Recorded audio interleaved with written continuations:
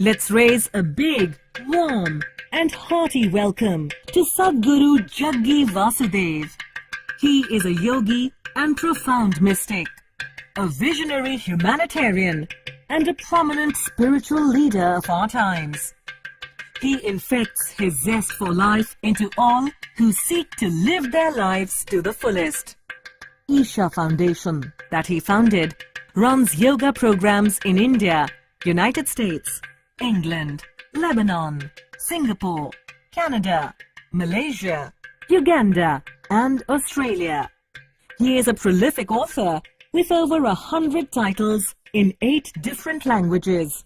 He is a poet, a chef, an architect, an adventurer, snake lover, and a mountain mystique. He has addressed the World Economic Forum, the Tallberg Forum in Sweden, and the Australian Leadership Retreat. He has also served as a delegate to the United Nations Millennium Peace Summit and the World Peace Congress. Sadhguru's vision and understanding of modern social and economic issues have led to interviews with BBC, Bloomberg, CNBC, CNN, and Newsweek International. Ladies and gentlemen, please welcome Sadhguru Jaggi Vasudev to enlighten you with the power of physical, mental, and spiritual well-being. Thank you everybody. गले में उसके खुदा की अजीब बरकत है, गले में उसके खुदा की अजीब बरकत है। वो जब बोलता है तो एक रोशनी सी होती है। We are really fortunate to have Sadhguru on the dais. Friends, Sadhguru is a soul with abundant knowledge, mystic touch, divine spirit, and with some very simple messages. When Virendra Sehwag asked him, Guruji, why everybody runs after the money? Back comes the reply from Sadhguru, but Sehwag, in your case, everybody is running after the ball. In another case, very simply he says, if you want sunlight, just open the windows. For probably opening so many windows in our inner side, he is today here amongst us, guiding us on a very interesting topic, inner engineering. Friends, before I request Sadhguru to shower his divine words of wisdom on us, I would just like to mention that when he talks, you do not feel that somebody else is talking. You feel it is your own which is talking to yourself. So for next 3,600 seconds or so, let's listen to ourselves to the divine voice of Sadhguru. Sadhguru.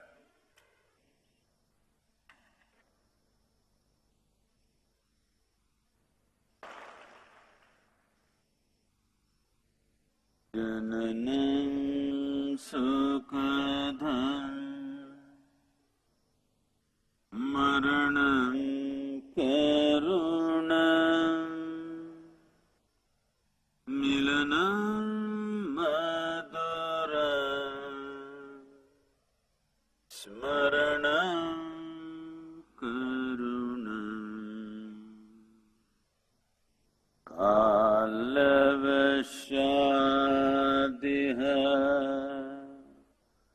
sakalam karunam samayadipate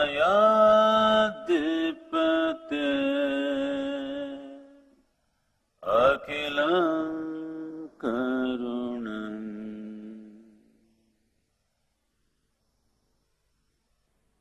Good morning, everyone. Hello, I said good morning.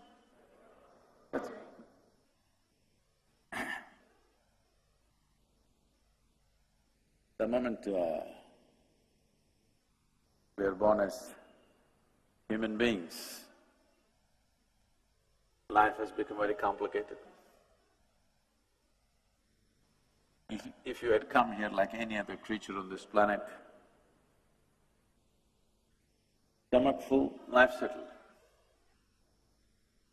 Once you come here as a human being, stomach empty, only one problem. Stomach full, 100 problems. Because what you call as human is not going to be settled by fulfilling your survival needs. If you had come like any other creature, survival would fulfill your life. Eating, sleeping, reproducing, dying one day would be a complete process. Once you come as a human being, all these things you have to do. But only when survival is in question, it means something to you. Once it is there, it means nothing to you. Because what is human kicks in only after your survival is taken care of. So, what is this whole thing? In the evolutionary process, we are supposed to be on the top of the pile on this planet. If you look at this topmost creature on this planet, also the most miserable creature on the planet. Every other creature, if their survival requirements are taken care of, they're just quite okay. Maybe they're not ecstatic, but at least peaceful. But today you see, human beings, even the so-called spiritual leaders unfortunately, are saying peace is the highest goal in your life. Just now somebody asked me, how to attain ultimate peace? Spiritual leaders are going about teaching peace of mind is your goal. Such people will only rest in peace. It'll only happen when they're dead. Till then it won't happen. Peace is not an ultimate goal of your life. If you want to enjoy your lunch today, you must at least be peaceful, isn't it? Hello? Are we in talking terms? Are we in talking terms or is there a problem? Is it true, if you want to enjoy your lunch, if not joyful, at least you must be peaceful? If you want to enjoy the people in your home, if you want to enjoy the people at work, if you want to enjoy the process of work, at least you must be peaceful, isn't it? So is this the ultimate goal of your life or is this the most basic requirement in your life? It is the most basic requirement. Now this basic requirement has become impossible for a whole lot of people because most people are in a constant state of mental diarrhea. Yes. They think it's intellectual. There's nothing intellectual about it. You lost control over the faculties of your mind. Yes or no? Is there something intellectual about always buzzing with thoughts? No. You just lost control over the fundamental faculties of your mind. And you think it's intellectual because there are a whole lot of people around you in the same condition. Now, whether it's your body or your mind, if I want to use this hand, it moves, otherwise it sits down here. This is a useful hand. Suppose my hand is jumping around all the time, would it look ridiculous or no? You must talk to me. Those of you in the darkness, I don't know, they've set the right kind of lighting for you, I'm being blasted. That's good. They've set the right kind of lighting for you to doze off. I don't even know what they say, oh, that's nice. Somebody's very responsive out there.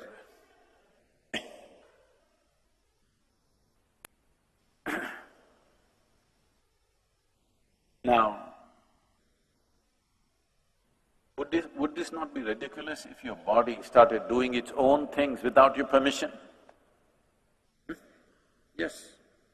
Is it not equally ridiculous that your mind is doing things without your permission?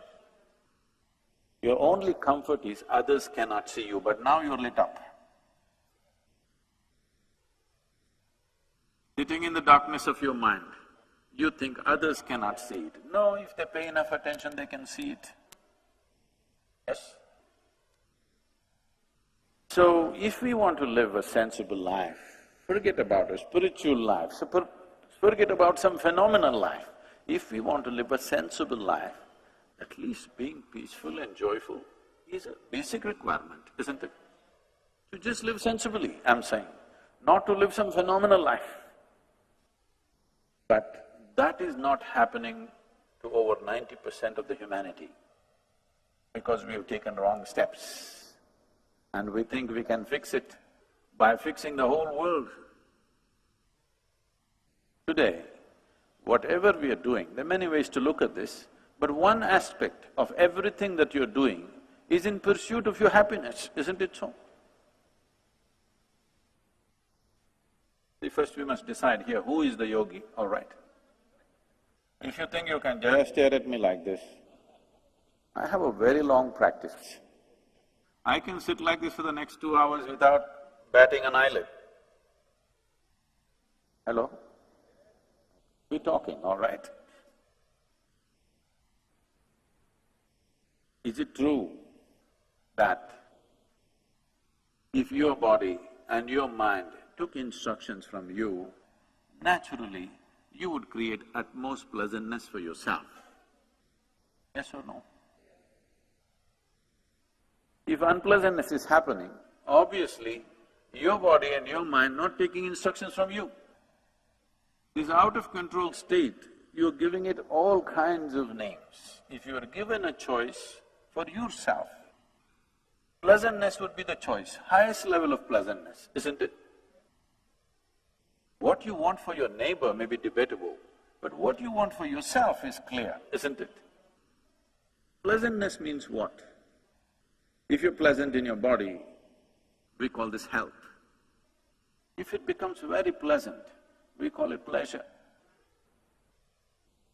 If you're pleasant in your mind, we call this peace. If you become very pleasant, we call it joy.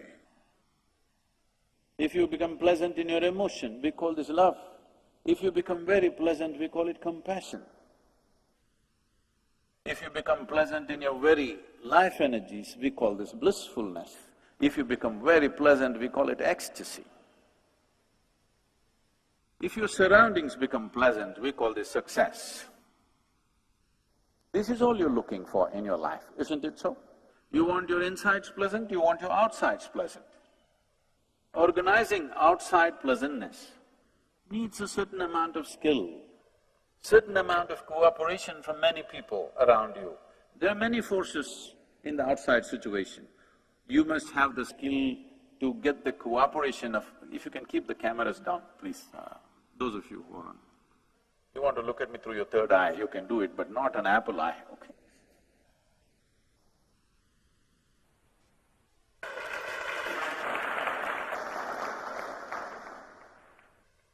To create external pleasantness, it's a certain level of skill. People may not cooperate, situations may not cooperate, many forces in the nature may not cooperate sometimes. But to create inner pleasantness, there is only one ingredient, you. Only one inside of you? I'm asking you, only one? Nobody else? No, because there's a whole lot of spiritual jargon happening, my ahankara, my atma, my paramatma, everything inside. See, if there are more than one person inside this body of yours, either you're schizophrenic or you're possessed. You either need a psychiatrist or an exorcist. So I hope it's not the case. Just you, right? Just you means easy. If you are willing, nobody can mess with this. Yes or no? You want to create pleasantness in your home, your family must cooperate. They never cooperate 100%. Yes or no? They cooperate, but never 100%. Have you found one person in your life, your husband, your wife, your parents, your children, your friends, your partners, anybody, have you found one person in your life who is 100% the way you want them? No, not even your dog. Because these days they do their own thing, you know. Not one person in the world happens 100% the way you want them. But that is not the problem. Is there a problem with audio? Hello? Is audio not clear to you? Then what?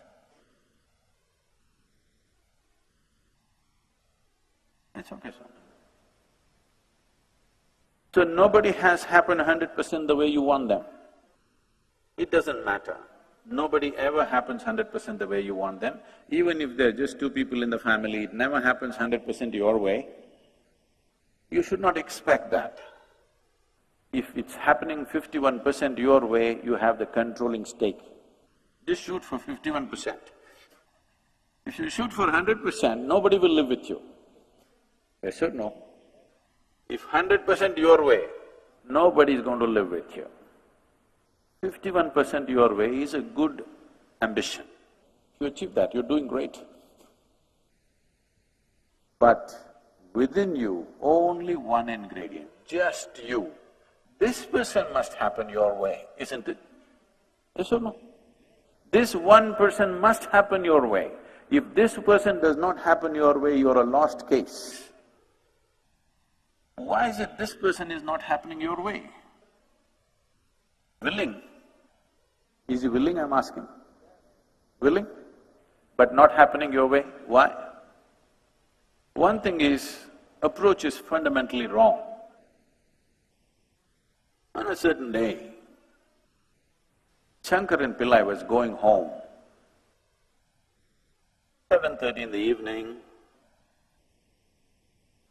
There are rules at home. You know, every home has some rules, otherwise they can't be a home. Some rules, right? May not be written down, but there are rules. In his home, the wife's rules are 8 o'clock he must be home. He saw still there is time. He doesn't want to go even a minute early.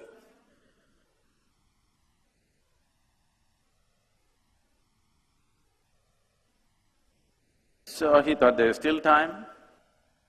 So he walked into a local bar, thinking he'll just have a quick drink and then go home.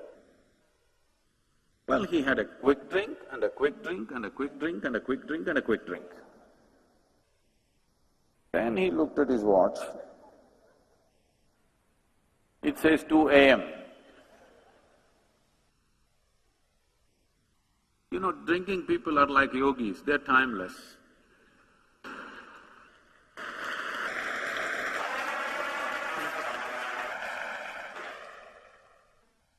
I see there's a lot of appreciation.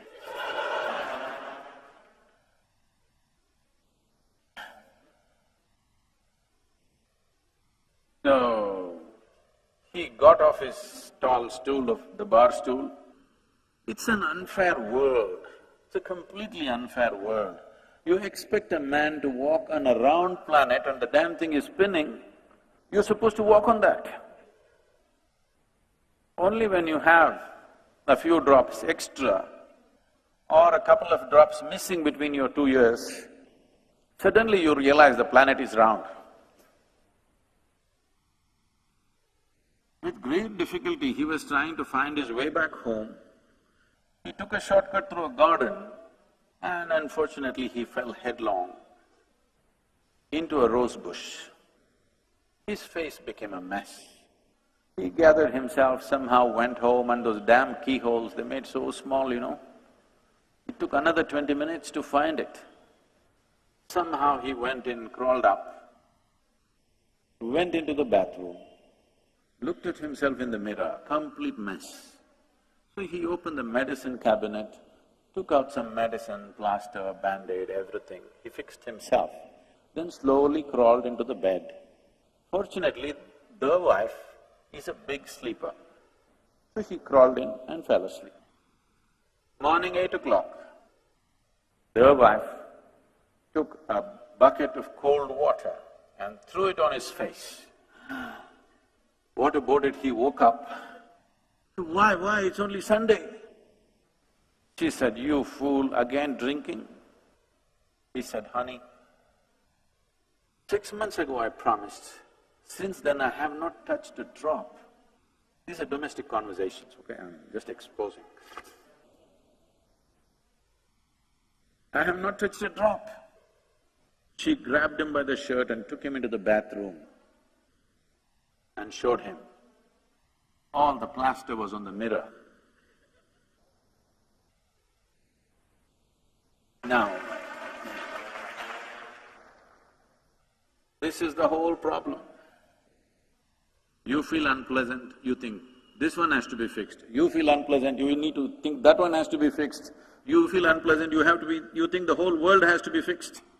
No, I'm asking you a simple question. If you are feeling any level of unpleasantness, stress, anxiety, anger, fear, whatever nonsense, rubbish, whatever is happening within you, who should be fixed? If something is unpleasant here, who should be fixed? Oh, if you understand this much, this is transformation, you know. This is fantastic, in 10 minutes, this is great transformation. If you understand this much, this needs to be fixed, not something else, the world will change.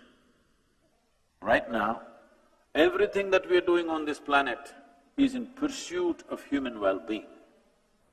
In the last 150 years, with the aid of modern science and technology, we have done too much external engineering, too much, which has rendered us into a certain level of comfort and convenience. We have comforts and convenience no other generation could even imagine, isn't it? Yes or no? The level of comfort and convenience in which you and me right now existing here, no other generation could ever even imagine. We are the most comfortable generation ever. Do you agree with me? Physically. But can we claim we are the most peaceful generation, or joyful generation, or loving generation, or ecstatic generation? No. In many ways, we are becoming the most neurotic generation. We are complaining about everything and anything like never before. Yes? We are complaining about everything like never before in the world, though we are the most comfortable. Definitely, materially you're living better than your father and your grandfather, aren't you? Yes or no? Unless your grandfather happened to be the Maharaja. Unless that, otherwise all of you are. In fact, what royalty could not afford 100 years ago, today an average citizen has, isn't it so? All of you driving chariots with 100, 200 horses.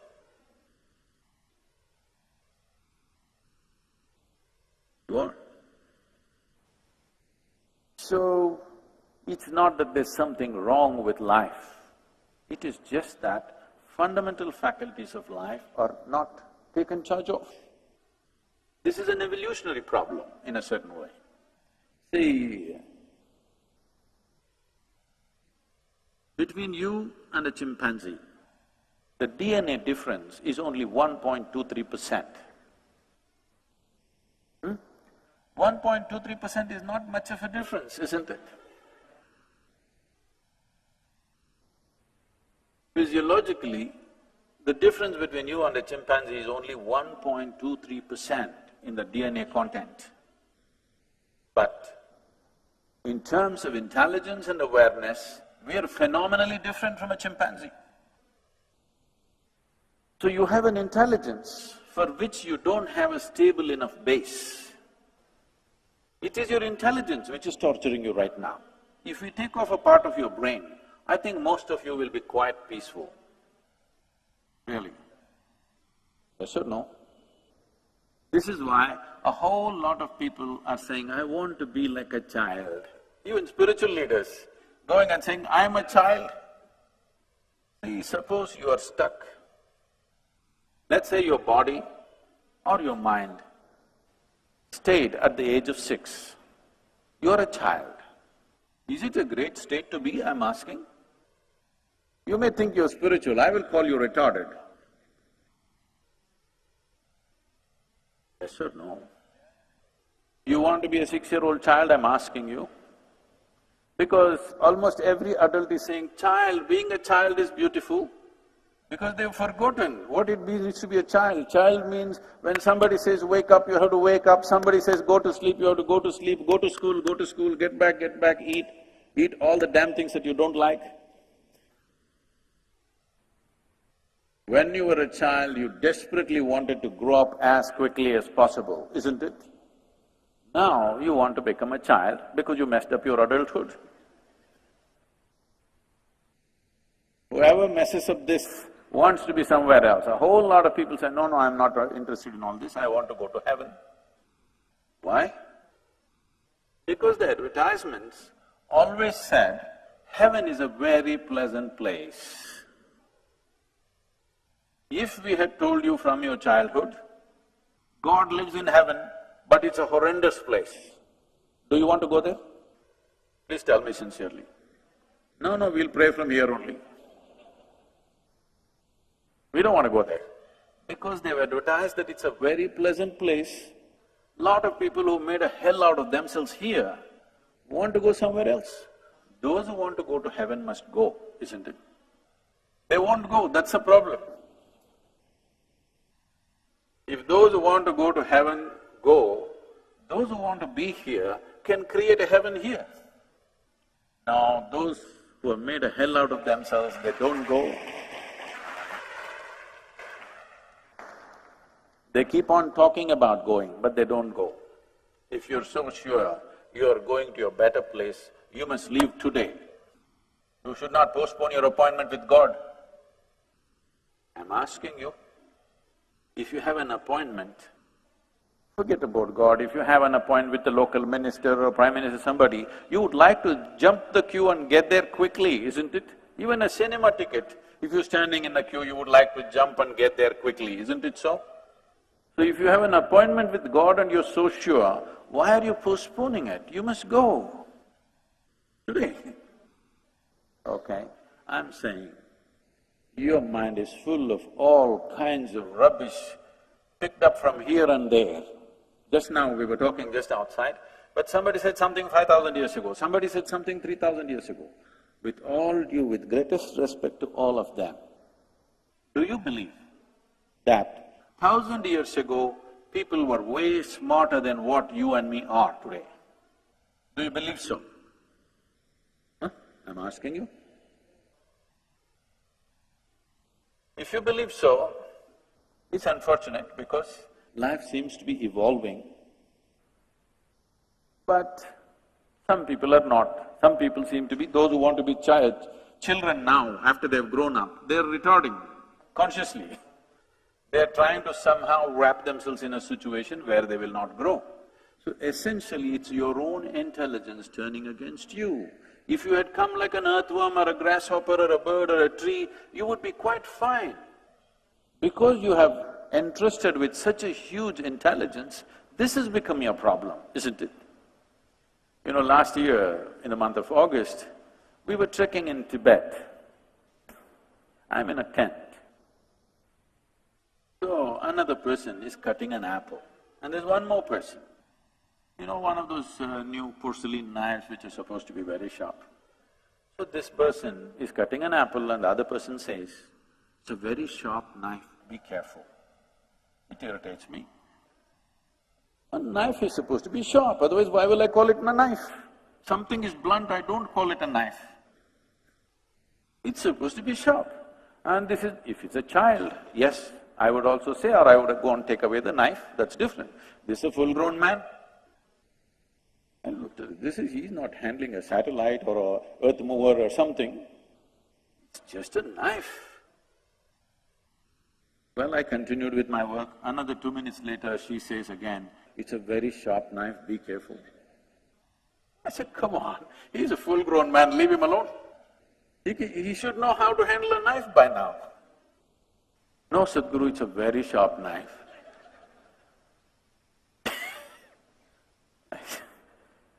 Then I continue with my work, and then she whispers so that I don't hear, very sharp knife, be careful. In 2 minutes, he cuts his hand. And I say, okay. Maybe he needed so much instruction about this. This is all your problem is.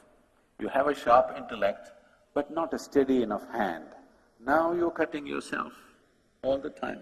People come to me and say, Sadhguru, I can't bear with my boss, my mother-in-law, she's torturing me, my husband is impossible, my wife, oh. So I tell them, don't worry, you come here, your boss, your mother-in-law, your husband, your wife, nobody will enter this ashram. Don't worry. I will give you a nice place to stay, good food to eat. Don't have to do anything, no work, nothing, just stay in your room. Whenever I come and check, you must be joyful. That's the only condition. If you're miserable, I don't believe in feeding misery. If you're joyful, for the rest of your life we'll bow down and take care of you.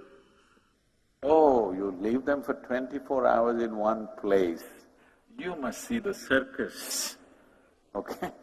When you're alone, if you're miserable, obviously you're in bad company, isn't it? Isn't it? Somebody is with you and you're miserable, you can always say it's because of this person. You're alone and you're miserable means you're in bad company, you need to fix it.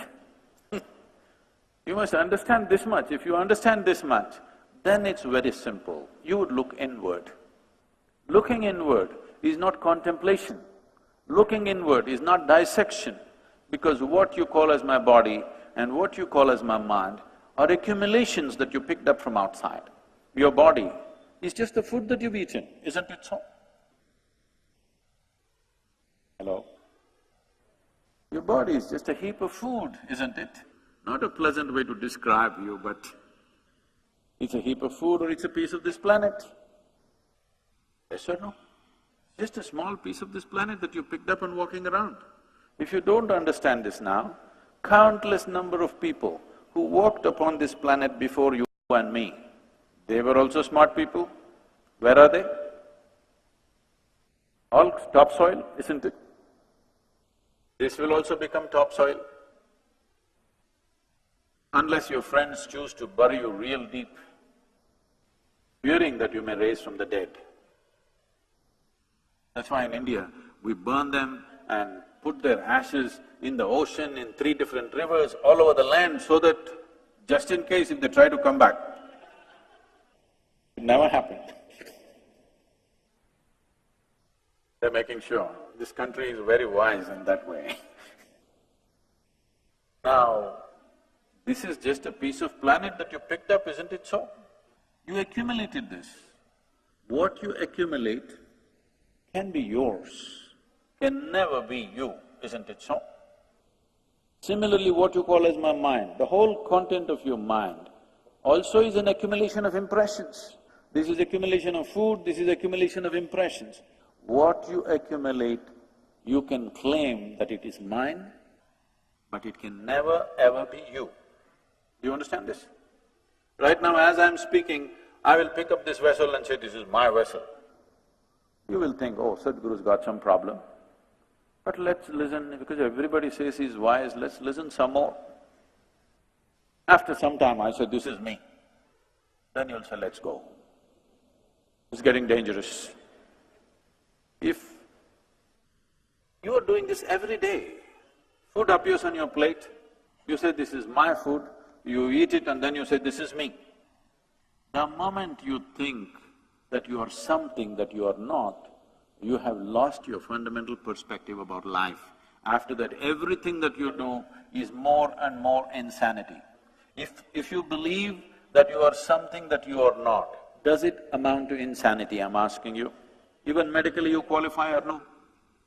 Yes or no? Your only comfort is everybody is like that. That's how it is in an asylum. Everybody is like that only. Only the doctors looks insane. All right? Everybody is like in the same condition. Everybody in the same condition will not make it right. So, the moment you have believed that you are something that you are not, what you gathered has become you, now you have no perspective of life, it is a complete confusion. Once there is no perspective, everything that you do is irrelevant. You will see this, you know, with great distress I'm watching this happening all around me. The most successful people on the planet carry the most miserable faces on this planet. If you're a failure, once you come to terms with failure, you're okay, you know, at least you can take a walk on the beach. But successful people around the world carry miserable faces. This is a wrong message. If you send out a message that success is misery, the next generation may not seek success, which is very dangerous. Once a society does not seek success, that society is down the drain. You must understand, this happened in a big way in United States of America in 60s. The so-called successful people were so straight-jacketed and miserable nonsense. The younger people thought, we don't want to be like that. So they decided to smoke pot on the street side. At least we are happy, we're peaceful. Once again, America is going that way, big time, it's legal now. India is going that way too, so parts of India is going that way. You need to understand, if the next generation is hitting on alcohol and drugs, it's because of you. Because successful people are showing miserable faces. It's not worth pursuing success. But the sweetest thing in human life is success, isn't it? Yes or no? It doesn't matter whether it's a small thing that you're doing or a big thing that you're doing. You want those little act and the big act to be successful, yes or no? Whether you're building a nation or you're hitting a ball, you want it to be successful, isn't it? Because success is the sweetest thing. But now, if you send this as a generation, if you send this message, success is misery, which is what is happening right now, because every successful person says he is stressed out. Then why be successful if you can't enjoy it? Your only joy is you're better than somebody else, that's sickness. That is not joy. I'm enjoying that I'm little better than somebody is sickness. Now you are hungry, I've eaten well, and I enjoy this, is this not sickness? Yes or no? So right now, this sickness is happening. If you really want to know the joy of existing here, you must understand the whole experience of life is generated from within you, never from outside of you. At least right now, even if you're not listening to me, can you see me? Hello? Those in the upper regions, can you see me? Use your hands and show where I am right now. Where am I? You got it wrong. You know I'm a mystic from South India. Some of you seeing me there, not here. Whichever way. This light is falling upon me, reflecting, going through your lenses, inverted image in the retina. Do you know the whole story? Yes? Where do you see me right now? Within yourself. Where do you hear me right now? Within yourself. Where have you seen the whole world? Within yourself. Everything that's ever happened to you, light and darkness has happened within you. Pain and pleasure has happened within you. Joy and misery has happened within you. Agony and ecstasy has happened within you. Anything that's ever happened to you has happened within you. You have never experienced anything outside of yourself because you're incapable of experiencing anything outside of yourself. You cannot experience what's happening here. Right now, if somebody next to you touches your hand, you think you're experiencing their hand. No. You're only experiencing the sensations in your hand. You cannot experience their hand. Yes or no? In the very nature of things, everything that you ever experience happens from within you. The seat of your experience, the source of your experience is within you. At least what's happening from within you must happen the way you want it, isn't it? What's happening in the world may not happen the way you want it. At least what's happening from within you must happen the way you want it. Right now, that is the problem, that what happens within you is not happening your way, because of all the gadgets that you have seen, some of you are fascinated with your phones, you're not keeping it down, you're not looking at me, you're looking at the screen. All the gadgets that you have on the planet, is this human mechanism the most sophisticated gadget on the planet? What do the young people say? Hello? This human mechanism, is this the most sophisticated gadget on the planet? You're too engrossed in the iPhone and missing the eye. This is the gadget, isn't it? I'm asking you, have you read the user's manual? Have you read the user's manual? Just bumming around with life. Somehow it works. Once in a way. I know when I got married, I was so happy. Don't tell me about that day, tell me about the next 25 years.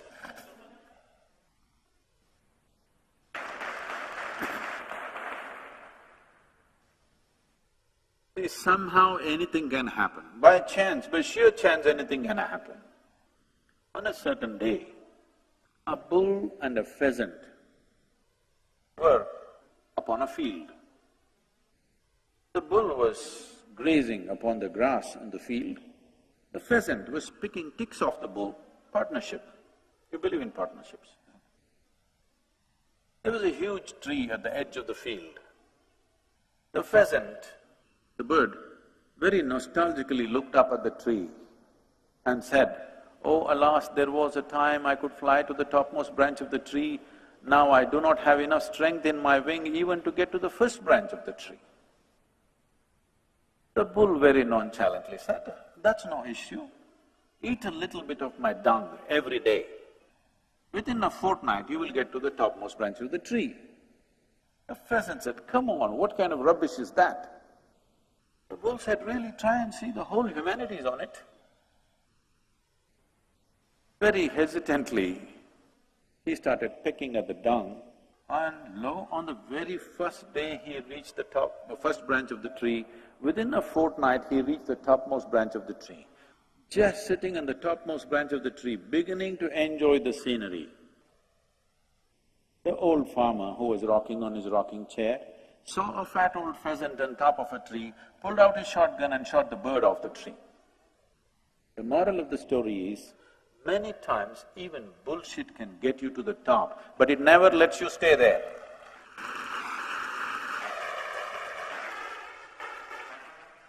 Somehow you became happy.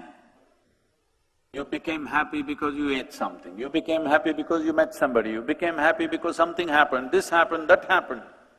Somehow, it is not that you do not know joy, it is not that you do not know peace, it is not that you do not know love or even ecstasy. The problem is of sustainability, you're not able to stay there, yes? You're not able to stay there because you're getting there by accident, somehow. Shall we do a simple experiment with you? Shall we? What you do is, keep all the 5 fingers together. Keep it facing down, gently placed upon your thigh. Don't press it, gently placed. Don't close your eyes right now, I will tell you what to do. We will do this eyes closed, but right now we must observe. With eyes closed, placing it like this, just inhale and exhale slightly deeper than normal, mildly exaggerated breath.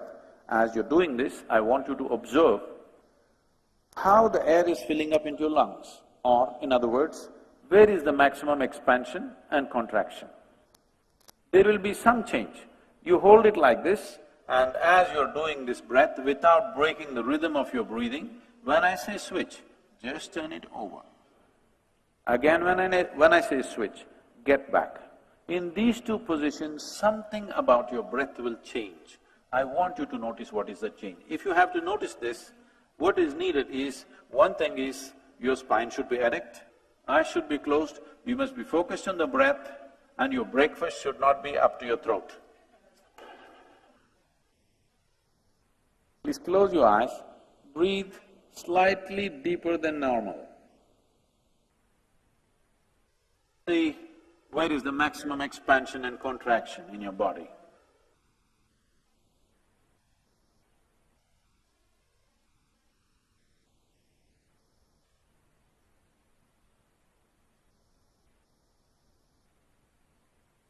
Switch. Turn your hands over.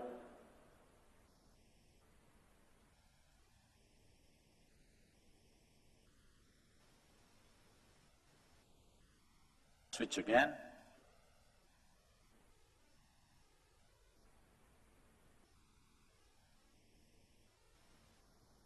Please open your eyes. You notice some difference between these two? Can somebody say what?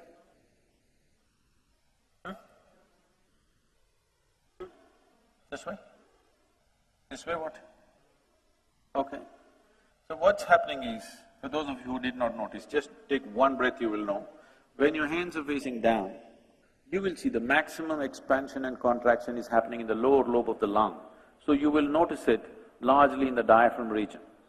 If you turn it around, it moves to the middle lobe of the lung, so you will notice it higher up in the chest. Just take one breath and see.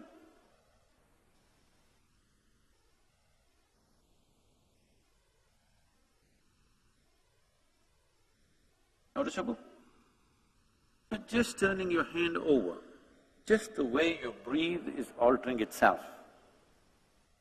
Not just the breath, the very way your life energies function is altering itself simply because you turn your hand over. How many times in a day do you do this unconsciously?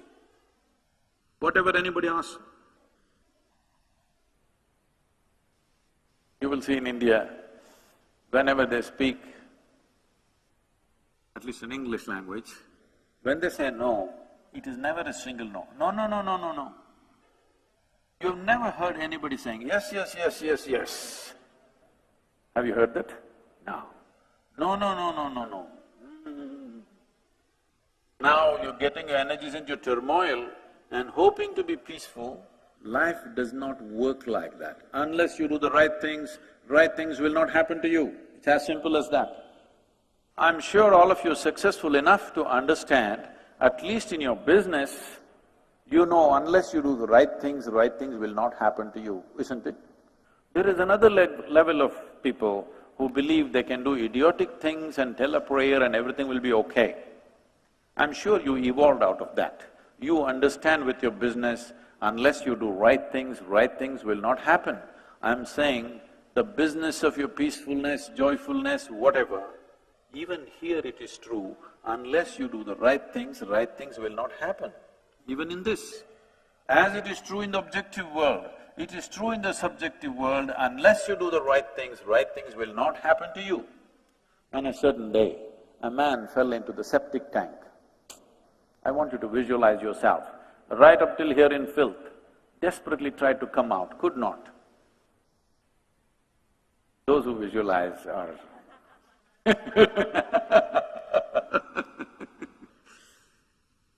and could not come out. After some time, he started shouting, "Fire, fire!" Neighbors heard the fire call and they called the firemen. Firemen came rushing, they looked all over the place, no fire. Then at last they found this man. They pulled him out and they asked, "Why were you screaming fire? Where is the fire?" The man retorted, "If I said shit, would you come?" Unless you do the right things will not happen to you. This is true with the outside, this is true with the inside. Accidentally, some good things may happen. Anything may happen.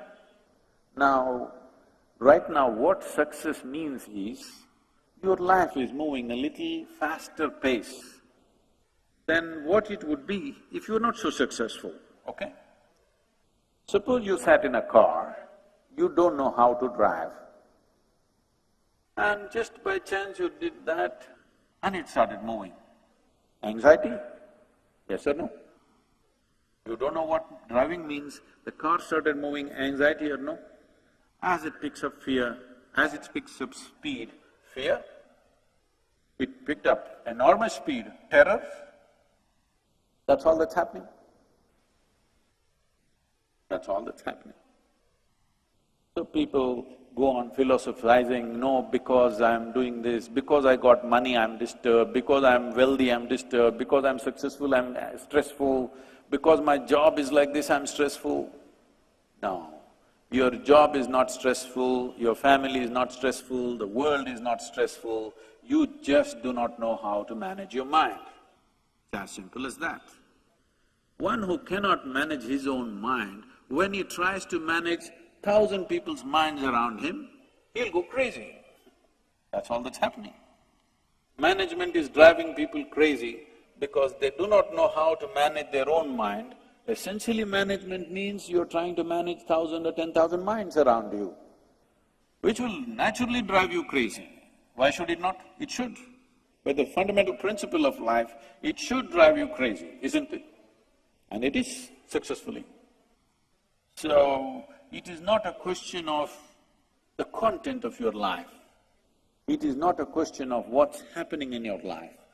It is just that your mind, your body, your chemistry, your energies, nothing taking instructions from you right now.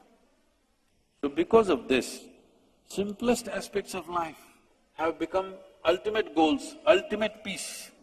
There's no such thing. If you're peaceful here, you know what it means to be, otherwise you'll never know. You think in heaven you're going to be peaceful? All your sort of people have gone, and every generation of people, can you imagine?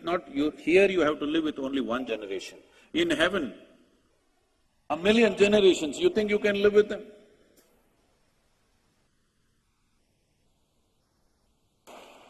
If all of them have piled up there, is that the place to go? It's a place to avoid. With one generation, with few people around you, if you cannot exist, try living alone and see, you'll go crazy. So the problem is not of life, it is just that you've been given a phenomenally sophisticated gadget, you have not paid attention as to what you could do with it, simply blundering through life, then all kinds of things are happening. This is a phenomenal gadget, not a simple one. It can do miraculous things. Right now, most human beings are using it in a very minimalistic way.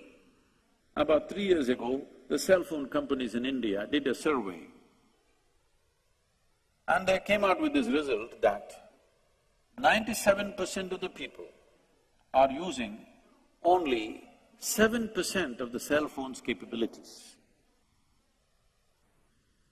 Now, we are not talking about your smartphone, we are talking about the dumb phone.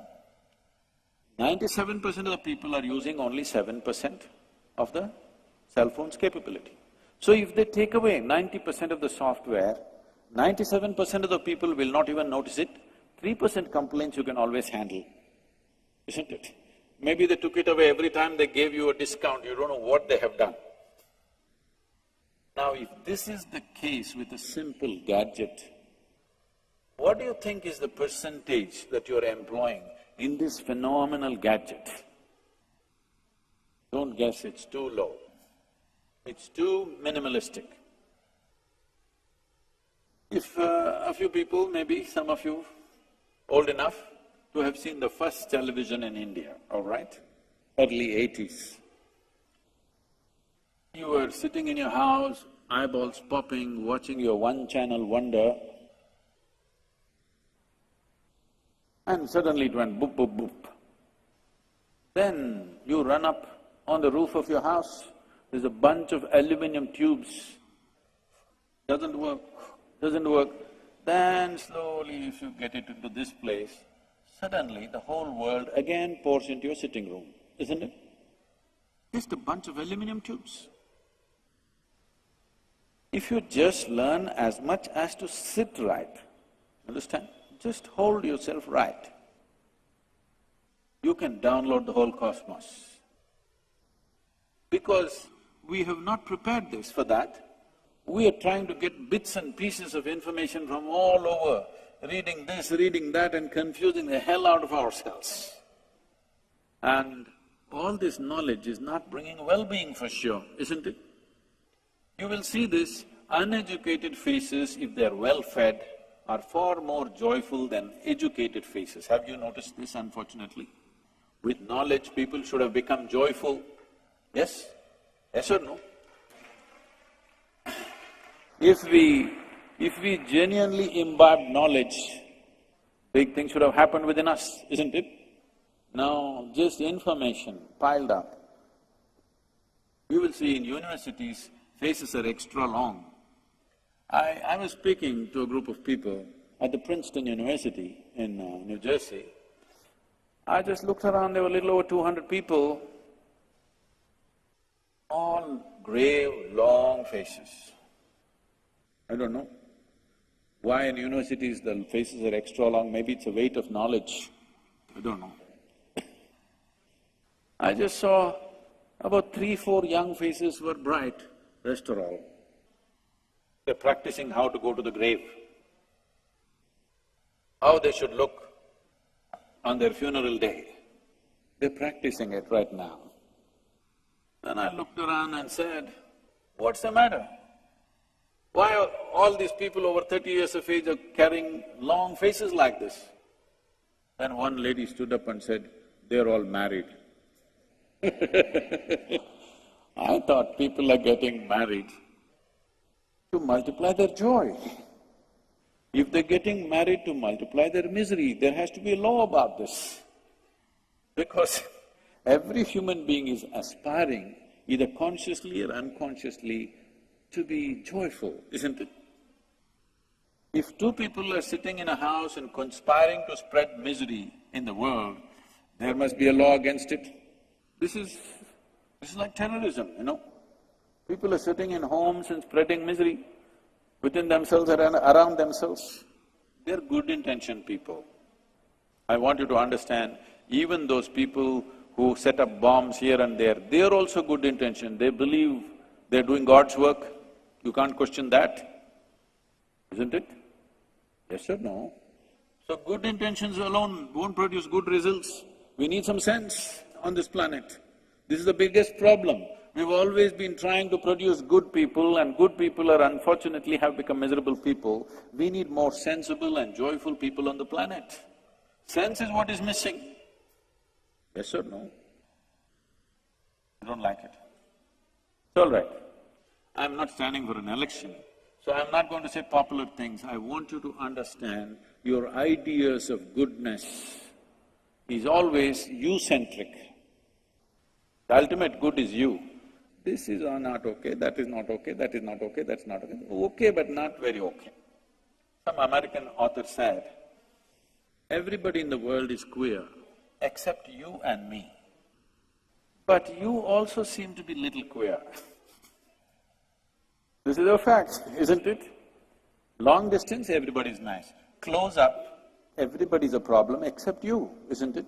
If everybody in the world is a problem except you, you know where the problem is. So once you assume the position of goodness, this is what happens. We don't need your goodness, we need some sense. We need some joyful people on the planet. Have you noticed, when you are joyful, if I come and meet you, I'm sure you're a wonderful person. I'm 100% sure you're a wonderful person. But if I meet you when you're angry, frustrated, miserable, you could be a nasty person, isn't it? Yes or no? 20% of our time, energies and resources spent in the prisons in South India and also in United States to some extent. And people ask me, Sadhguru, what you're spending so much time with these criminals? We hardly get to see you. Why are you spending time with these criminals? I don't see any criminals. I see everybody in the world is in pursuit of their happiness. The man that you call as criminal is pursuing his happiness far more vigorously than you. Yes, you call him a criminal, why? He also wants the same things that you want.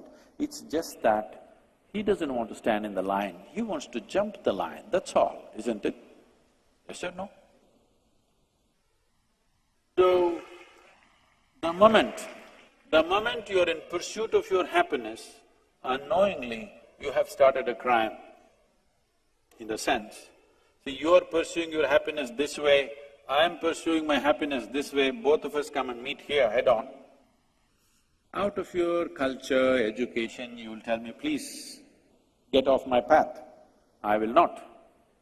Then gently you will push me. I will not go. Then you will shove me. I will not go. Then you will want me to disappear, isn't it?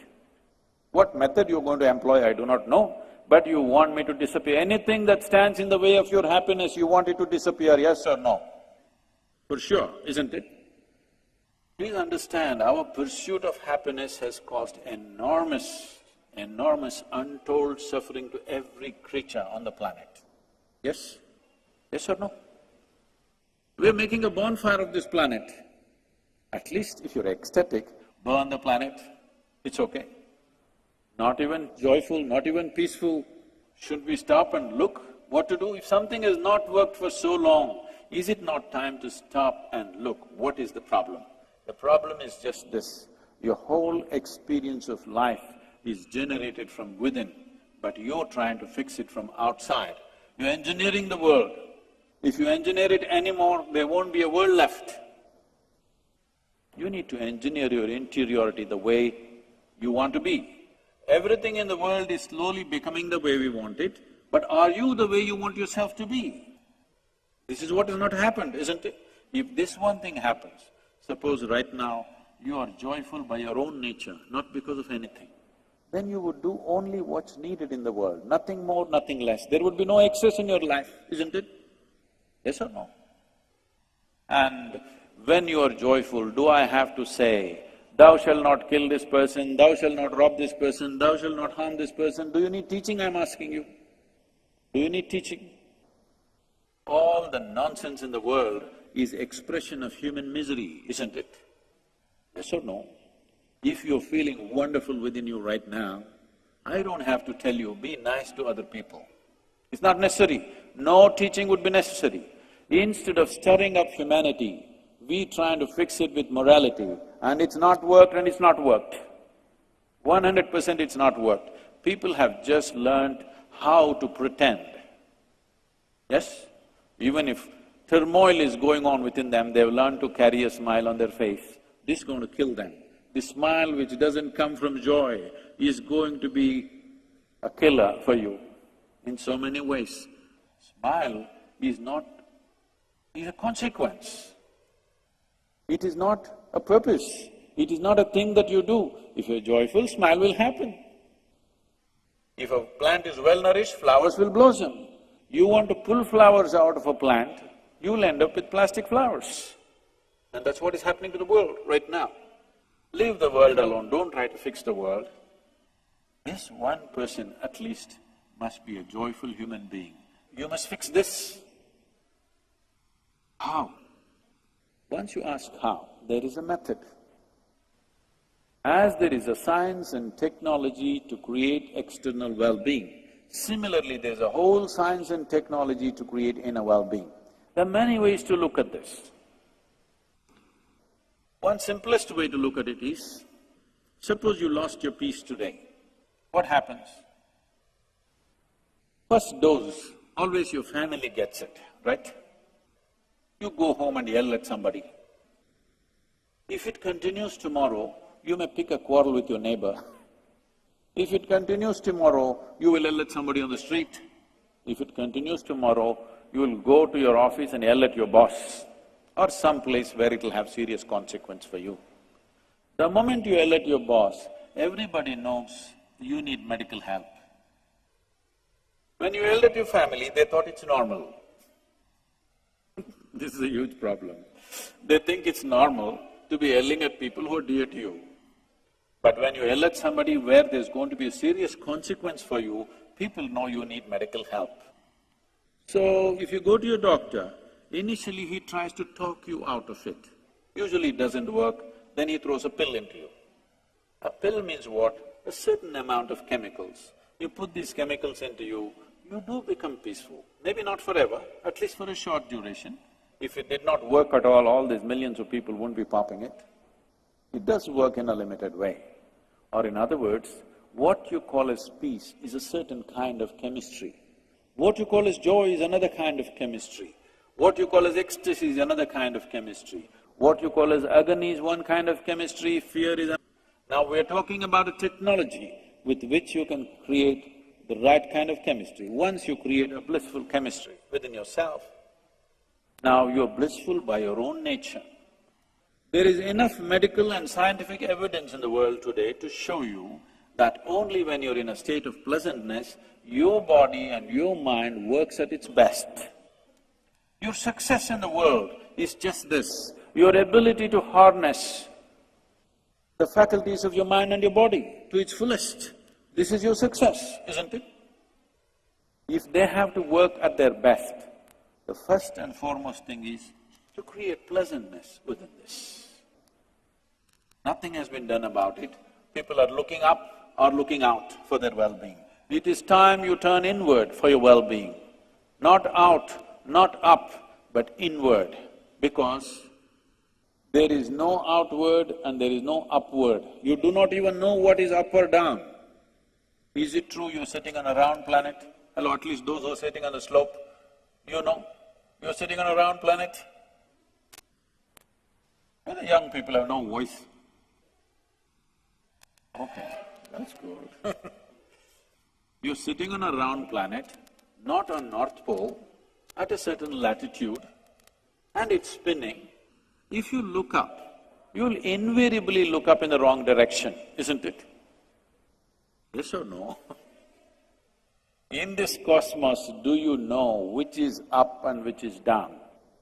Is it somewhere marked this side up? No? You do not know what is not up and what is down. You're incapable of knowing what is up and what is down. You do not know what is forward and backward. Only contextually, for practical purposes, we'll say this is forward, this is backward. But you really do not know, isn't it? But there's one context in your life, inward and outward. This is the only context. You must exercise this now. There is inward and outward. Inward must happen just the way you want it. Outward will happen to some extent. If you try to make the outward just the way you want it, you will become a tyrant. Outward need not happen just the way you want it. If inward is happening just the way you want it, you're blissed out, you're okay with the outside. Because inward is not happening the way you want it, you want at least to fix the outside. And it's never going to be fixed. If you over-try it, you will get into a corner of life. Nothing will work in your life. You know, I was to speak in Tel Aviv. So, I was traveling from Atlanta. I'm to land in the morning and speak at 6:30 in the evening.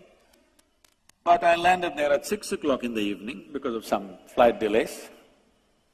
In these 33 years of me being engaged with the public, I have not been late to a single appointment in my life. So I don't want to break that today. No, that's not a great thing. Being on time is not a great thing, that's what you're supposed to do.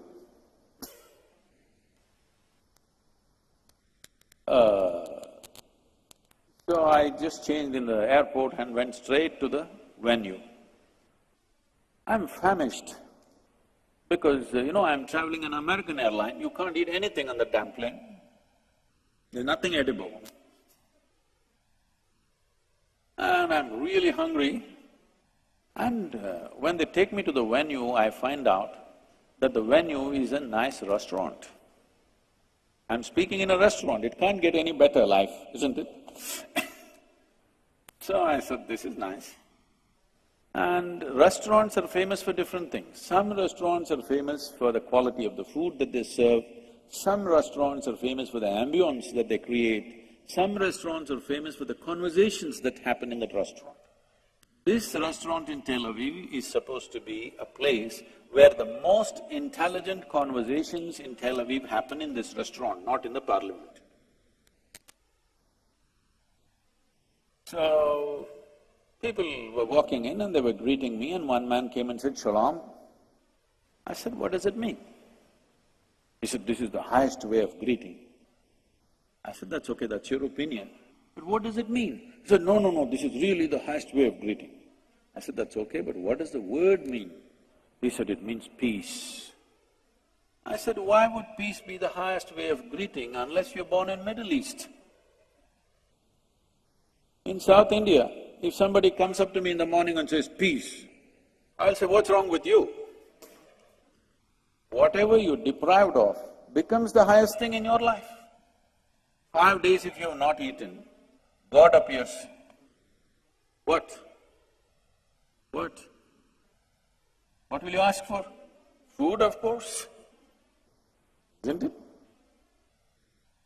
Whatever you're deprived of raises to heavenly conditions, because we have deprived ourselves of that. Food, water, things around you have to come from outside, we have to procure that. There is a certain amount of challenge in that. But your peacefulness your joyfulness, your love, your blissfulness, your ecstatic nature, all pleasant or unpleasant experiences, 100% are generated within you. At least here you must be generous with yourself, isn't it? Yes? Maybe you don't have enough money, but there's no dearth for peace and joy. You're messing it up because you have a phenomenal machine on your hand, something that can do tremendous things, but you have not even cared to look at the user's manual. You want to somehow… somebody has given you a computer, you think it's a hammer, it may work. If you take your laptop and bang something, it may work, all right, but that's not the best way to use it, it's capable of something else. You must understand, technologies have evolved like this. There was a time that if you dig into any ancient civilizations, what is the greatest thing that you find? One of the greatest things that you find is earthen pots, different designs, different shapes. This is a great thing we did. We dug out mud and made all these fantastic pots. But today we're digging out the same earth, making computer out of it, making spacecraft out of it, making all kinds of unimaginable things out of it. Isn't it so? Same material or no? Same material or no? Similarly with you. It's the same material with which an earthworm is made, a grasshopper is made, a bird is made, a tree is made, a monkey is made, and a human being is made. And it's the same material that all of us are made of. But what have you turned it into?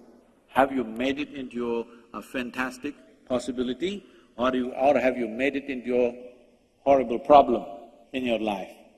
This is in your hands. You have the material, same material. I am made of the same material as you are. Whoever you look up to, your Rama, Krishna, made of the same material or no? Yes or no? Same material. What you made of yourself and what somebody else made of himself is just a question, how much attention you paid to it and what have you done with it? If you are willing, what is the problem? Once you're really willing, methods are simple, all right? Methods are very simple because there's only one ingredient to fix, just you and you, nobody else but you. If you can't do this, rest of it is so accidental in your life, everything that you do is bound to be a miserable process because once in a way, when profits are declared in your company, you're happy on that day, but the 3 months that you went through is hell. No, that is not the way life needs to be structured. It is just that every moment of your life needs to be joyful. You don't have to practice this grave-looking face. You anyway will get there. Don't have any doubt about it, I'm assuring you. I'll bless you with a long life. But whether you like it or you don't like it, you may think I'm going here, I'm going there, I'm going somewhere else.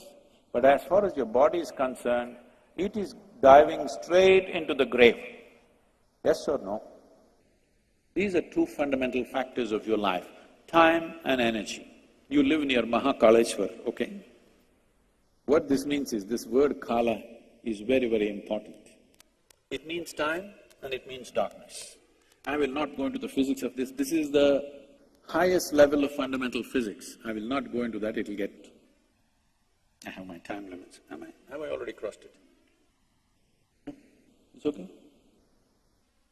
Anyway, time and energy, these are the two components with which you're made of, isn't it? This is your life, isn't it so? A certain amount of time and a certain amount of energy.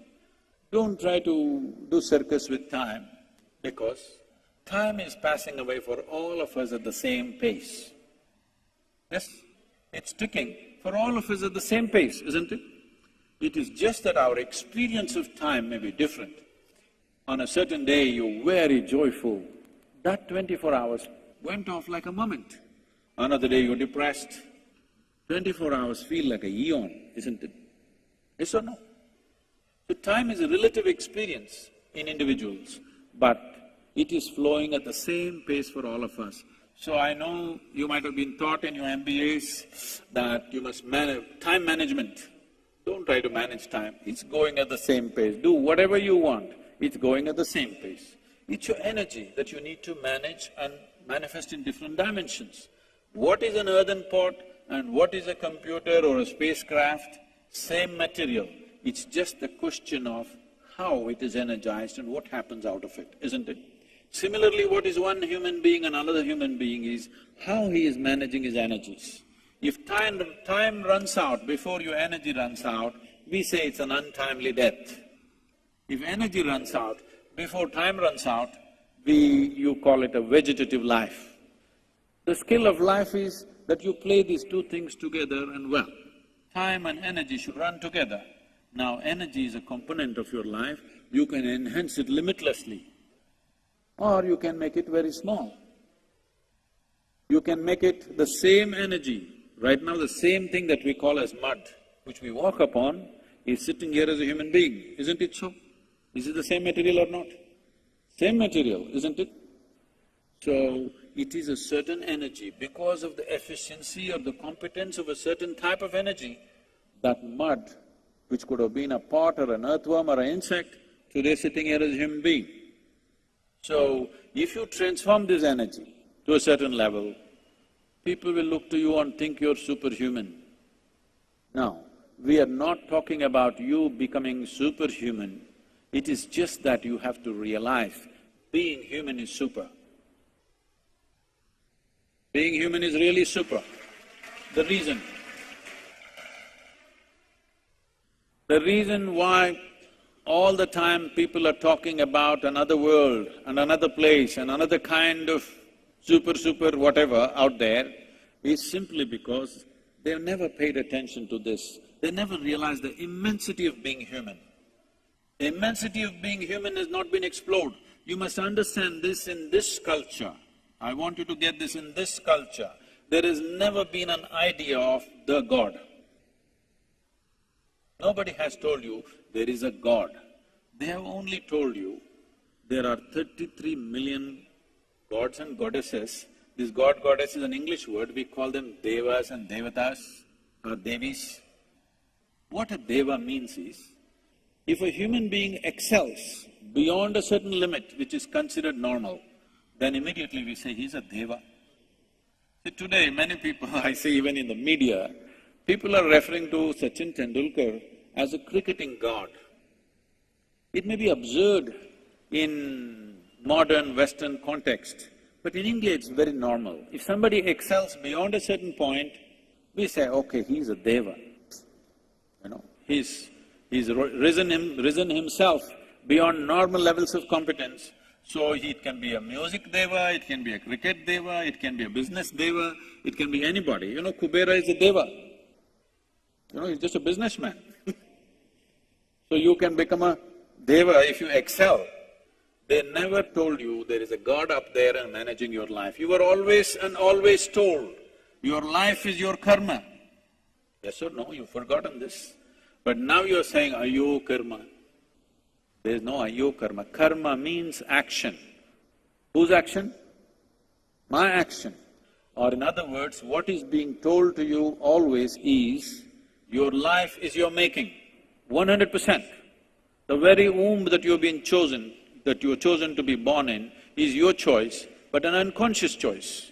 Whatever you choose unconsciously, you can also choose consciously. The very process of life, birth and death, a human being is capable of taking into his hands if he pays enough attention to the process of life. When I say enough attention, right now, you have only one way to pay attention. You have 5 sense organs: seeing, hearing, smelling, tasting, touching. This is the only way you're perceiving the world. All these things are essentially outward bound. You cannot roll your eyeballs inward and scan yourself. You cannot see, if I say this, if I do this, you can hear, but so much activity in this body you cannot hear. If an ant crawls upon this hand, you can feel it. So much blood flowing, you cannot feel it. In the very nature of things, sense organs are outward bound. They are good instruments for survival, but they are not good enough to perceive the nature of life. Without perceiving the nature of life, if you try to handle it, you have distorted images of yourself in the sense. See, in this cosmos, this planet, this solar system is a tiny speck. You know, today they're talking about some 100 billion galaxies. In that, the solar system is a tiny speck. Tomorrow morning if the solar system vanishes, probably nobody will notice it anywhere else. In this tiny speck, planet Earth is a micro tiny speck. In that planet Earth, in that micro speck, Indore city is a super micro speck. In that, you are a big man.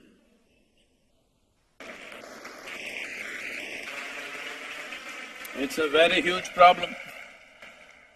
It's a very big problem. Once you lose perspective of what is the nature of your life, what is the context of your life, then you will do absurd things. It's like this. Right now this vessel here, because this is my vessel, you know, I don't know whose vessel, I'll claim it for now. I think my vessel is 3 feet wide. Now if I want to lift this vessel, I'll go like this. It's a great way to handle this vessel, isn't it? Because my vessel, it's my vessel, it is 3 feet wide. All I will do is make a fool of myself.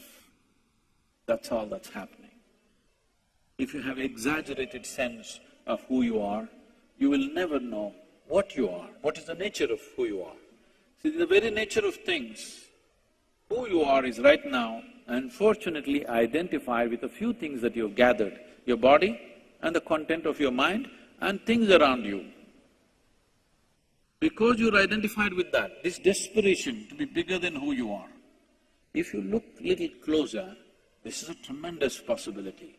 There is no need to decorate this, there is no need to enhance this.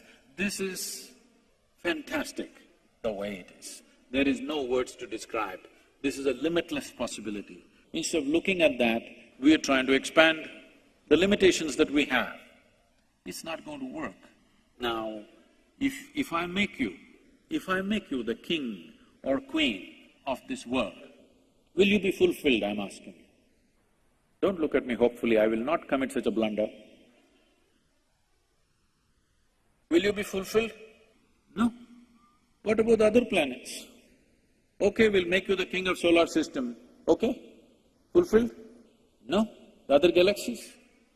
Because this is the nature of the human being. Wherever you are, you want to be something more. If that something more happens, you want to be something more. So why don't we look at it? How much more do you want? How much more do you want, I'm asking you? You want limitless expansion if you look at this. So what you want is not more, you want all. If you want all, it's not going to happen by grabbing, by conquest, by ambition. It will only happen if you transcend the limitations of your physicality. Because the nature of physicality is a defined boundary. Only because there's a defined boundary, we can call this a body, physical body, isn't it? If I take off the boundaries of this body, can this be physical? Physical existence is a world of boundaries, but there is something within you which wants to become boundless. So if you transcend the limitations of your physical nature, if something beyond physicality becomes a living reality for you, then we use the most corrupted word upon you, we say you are spiritual. Spiritual does not mean looking up, looking down. It is just that you have realized that what you gather is not you. Not just intellectually, experientially, you know that what is you and what is not you is clear to you now. Once you know that you are a dimension beyond your physical nature, you are a limitless possibility. Question of being peaceful and joyful is not even an issue. I'll leave it here. If you have questions, any kind of question, please.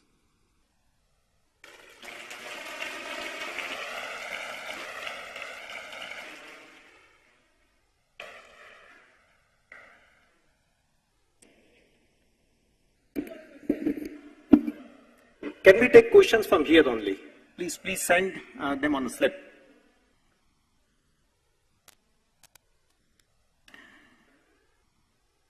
As we can see, I have already got lot many questions. The audience is getting eager to have lot many doubts solved by Sadhguru. I'm getting them through slips, I'm getting through my WhatsApp, I'm getting through SMSs. So without wasting any further time, I would like to take some questions for Sadhguru, though we have a time limitation, so I don't know how many I'll be able to fill up. But the very first question is from chairperson of IMA, Mrs. Ritu Grover. What is the purpose of life?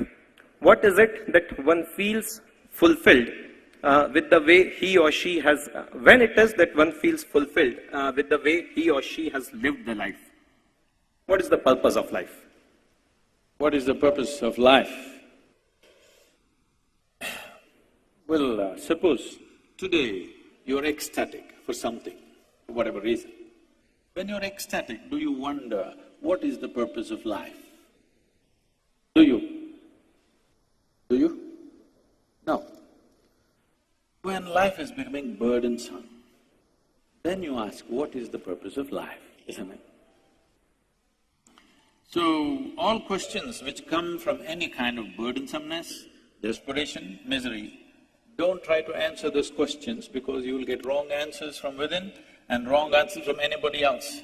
People will tell you the purpose of life is because God has fixed this and that. I want you to know, in such a huge creation, maybe they don't even know that you exist, be ready for that.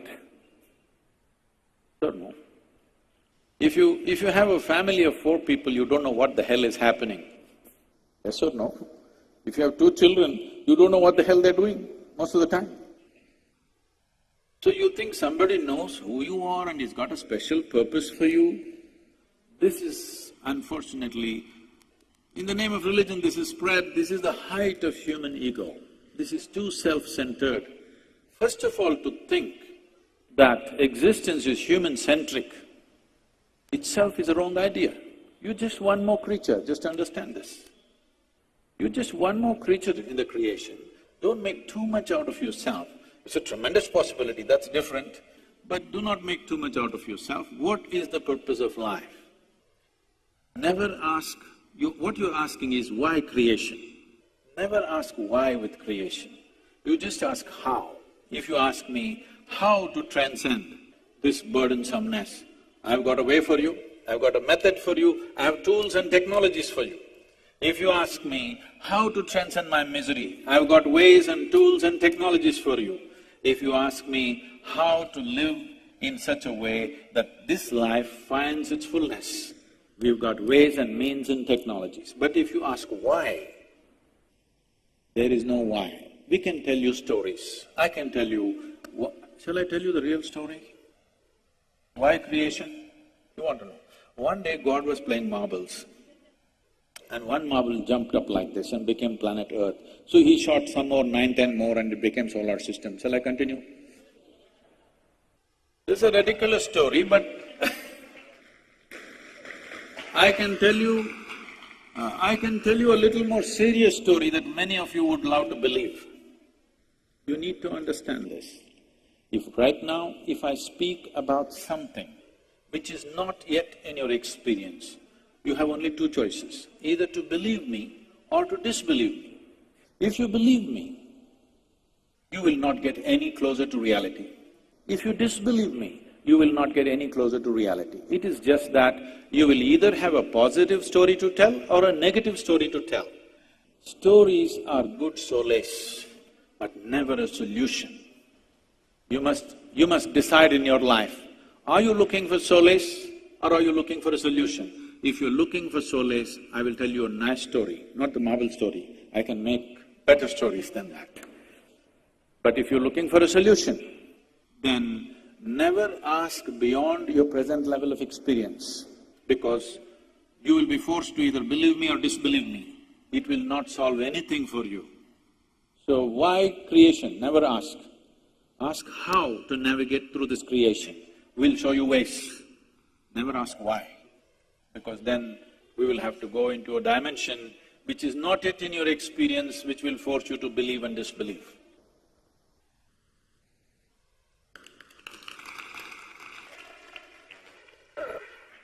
Sadhguru, Mrs. Rachna Mittal is having a very simple question, and she asked, Sadhguruji, is being happy so really difficult that it needs to be managed?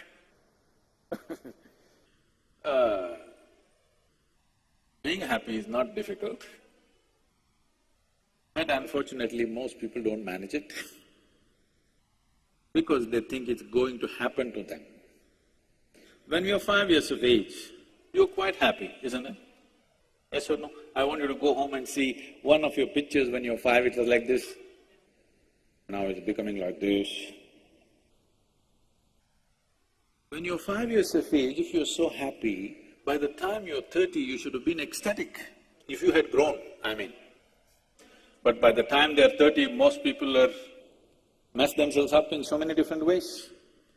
This is not because there is some difficulty with life or happiness, it is just that, as I told you, they gave you a sharp knife. You don't have a steady enough hand. If you had a steady hand, the sharp knife would be a wonderful instrument. If you don't have a steady hand, you keep cutting yourself, and now being happy when a knife is constantly cutting into you is very difficult, for sure. Yes? How many times has it happened to you in the last 25 years that it so happened somebody put a knife into you? Not happened for most of you. If it happened to 1 or 2 people, I'm sorry. Nobody even put a pin into you, isn't it? Yes or no? I'm asking, how many times it so happened from external sources, suffering came to you? No, you're mostly in self-help. Yes or no? You're in self-help, isn't it? You don't need anybody's help, you're such an expert. Sometimes when I see people, I think they're training to get employment in hell or something, they're practicing here. Because they're so good at self-torture, they may be good at torturing other people. So happiness is neither easy nor difficult, because there is no states like this. This is happiness, this is unhappiness. You are slipping between this and that any moment, isn't it? Yes or no? It's not like there is a capsule of happiness and a capsule of unhappiness and they're separate. No, it is all intermingling, one moment like this, one moment like… in the same situation. One moment joyful, one moment miserable, another moment some other way. Is it not happening? So these are not anything. This is just this. You are a volatile being right now, not stable enough. I told you this is an evolutionary problem. Your intellect and your awareness evolved ahead of your physiology. You're only 1.23% away from a chimpanzee, but in intelligence you are big away. Now your own intelligence turning against you, one simple way of being happy is you go for a lobotomy. You know what this is? Remove half of your brain. You will always be like that. So it's easy. It's not easy, it's not difficult. Should it be managed? You don't have to manage happiness, you must learn to manage your faculties. The only thing is just this, people are suffering two most important faculties of your mind, your memory and your imagination, which sets you apart from every other creature. What happened 50 years ago, you can still remember, which no other creature on this planet can probably, distinctly. And you can project into what may happen in the next 100 years. These memory and imagination are two basic faculties which makes us human and on top of the evolutionary pile. This is what people are suffering. What happened 10 years ago, they're still suffering. What may happen day after tomorrow, they're already suffering. This is not that they're suffering life, they're just suffering their memory and their imagination. So happiness, don't aim at happiness. Just look at yourself, how what you call as myself is being conducted. If you conduct it, if you know how to conduct it the way you want it, you will be blissed out. Yes? It is not being conducted. So happiness and misery is happening by accident. Somebody else can cause happiness to you, somebody else can cause misery to you. People ask me, Sadhguru, we have been with you for 25 years, we've never seen you angry. Do you ever get angry? You want it? Do I look like somebody who's incapable of something like that? If you want, I'll give you. It's just that I have not given this privilege to anybody. that somebody can make me angry, somebody can make me unhappy, somebody can make me happy. No, I kept these things to myself.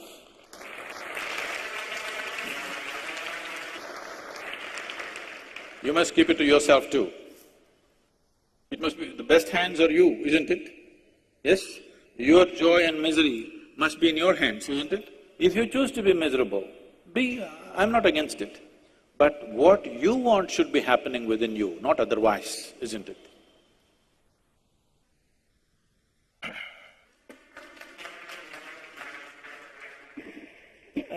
And then I have probably a sequel to this question. This is through WhatsApp. And somebody wants to know, Sadhguru, how can one be happy even if he or she is married?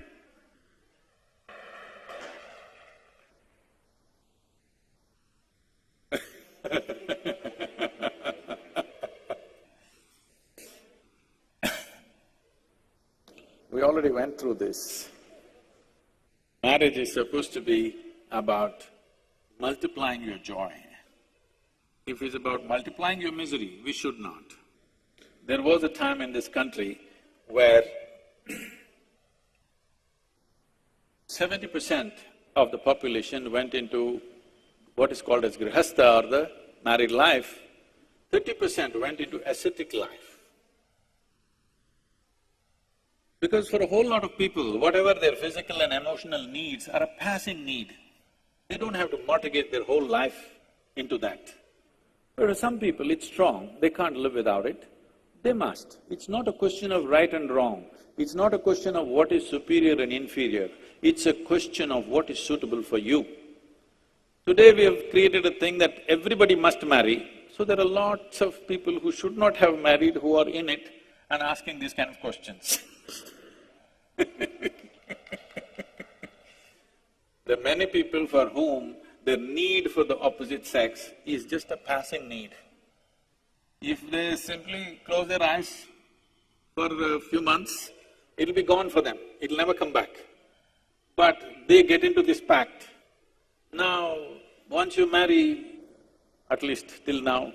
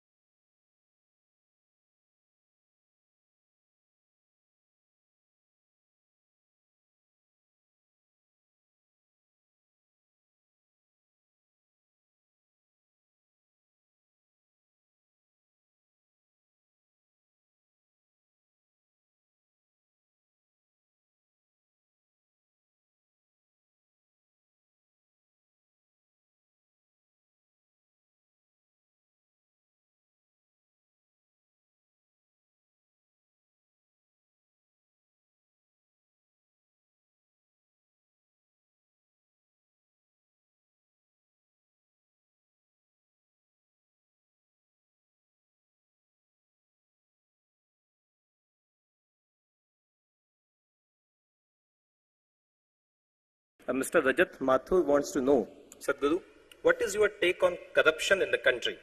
And what do businessmen do not follow suit if it is a way of life? there is no corruption in this country. Who said there is corruption in this country? There is no corruption in this country. It is daylight robbery. It's banditry.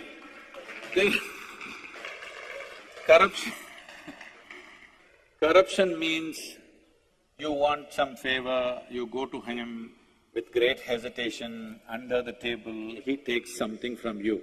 That's corruption. Now they're pointing a gun at your head and say, you pay, otherwise you won't exist. This is banditry, this is not corruption. We have to deal with this. If you don't deal with this one fundamental thing, we will not go very far as a nation. We cannot go. Because There is a government and a parallel government, there is a rule and a parallel rule. Parallels are…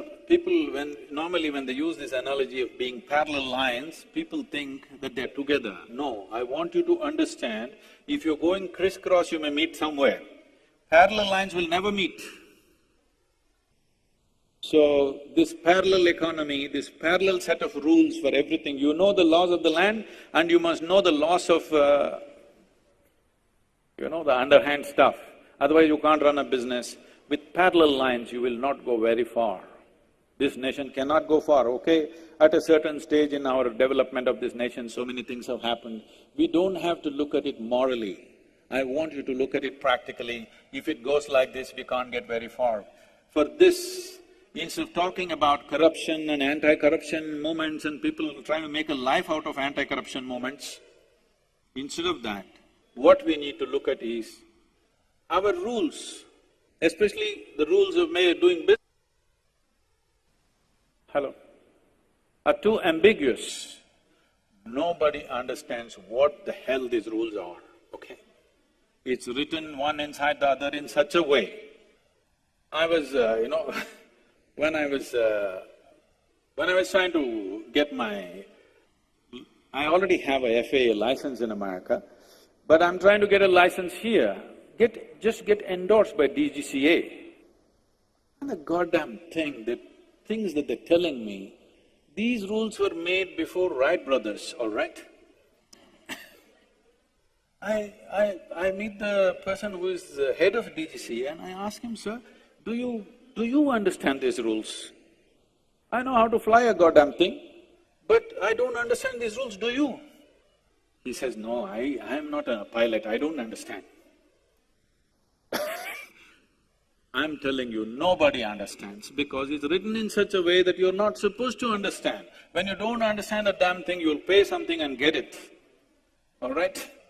The rules are written in such ambiguous ways. It's time to simplify the laws of doing business, it's most important. I don't know how it is here, I hear things are much better here now with your chief minister, and in the center it's getting better. A few states are getting better, but where we are, if you want to get a building permission, we're not building a commercial building, ashram building, all right? We know everybody from top to bottom. It takes 14 months to get a building permission. It has to go through some 16 different departments, and at every table you have to move it. There must be a team following these files, where it goes, otherwise they'll vanish somewhere. We're building another ashram in United States. There is a code book that you are supposed to understand, and your architect is supposed to understand, and you discuss it with the local authority and then you build. Nobody bothers what the hell you're building. You build whatever you want. Before you occupy, he comes for inspection. If it is according to the code, your building is there. If it is not according to the code, your building will go down and you go in. It's as simple as that.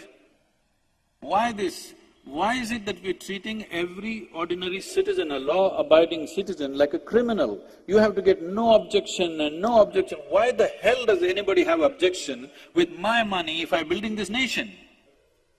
Why does anybody have a damn objection? With my money, I'm building something in this nation that's going to be useful for the people, whether it's a business or an industry or an ashram, it doesn't matter what. I'm building something with my investment and building the nation. What is your problem? Why do you have an objection? Are you still English? Are you still an occupier? We're still continuing those laws. It's time we change the laws. If you simplify the laws, nobody have to pay anything. In simplification of the laws, there are complications. Some misuse will happen, but it's okay. Misuse, a little misuse for some time till we understand how it works is all right rather than holding the nation at a standstill.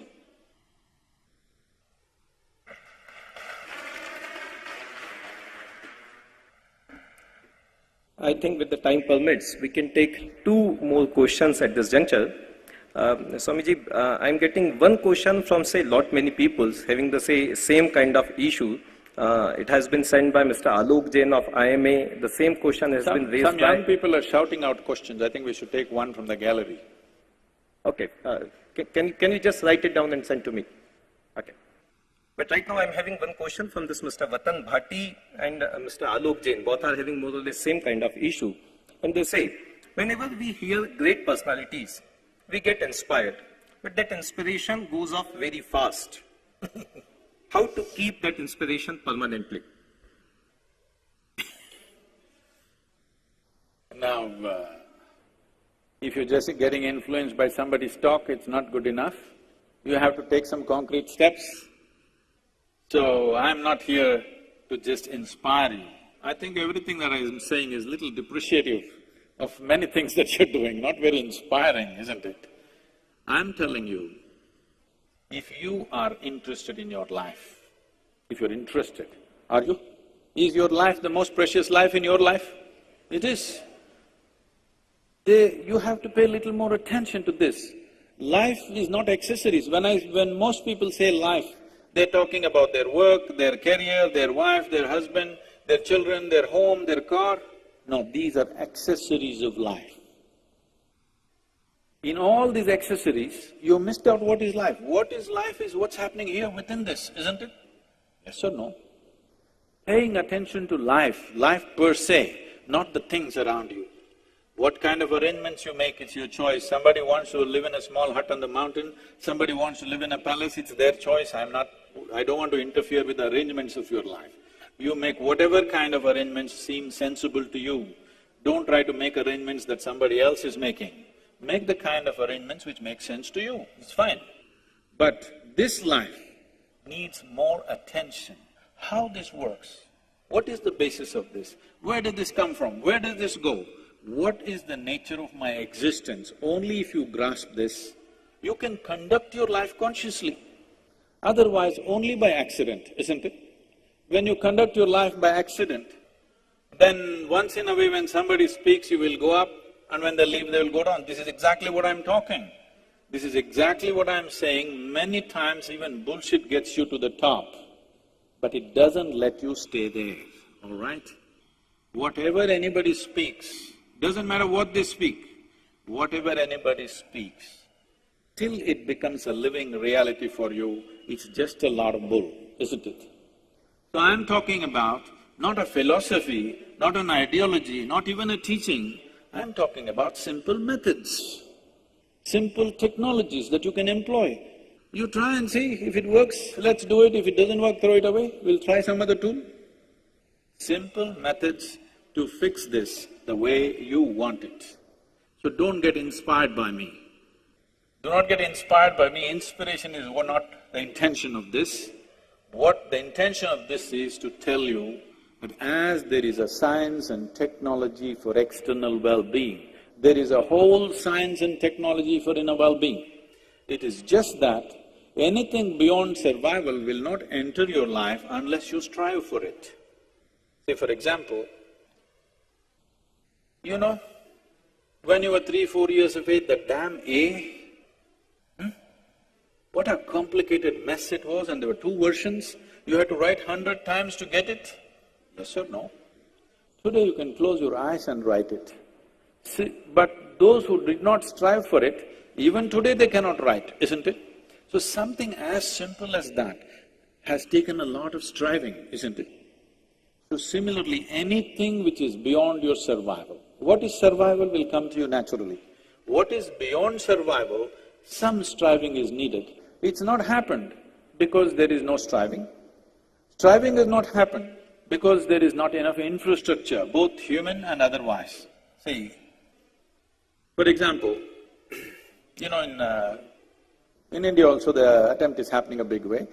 I was just looking at this aspect. In 1870, 93% of the American population was illiterate, 93. Today, 100% not literacy, education, everybody can read and write.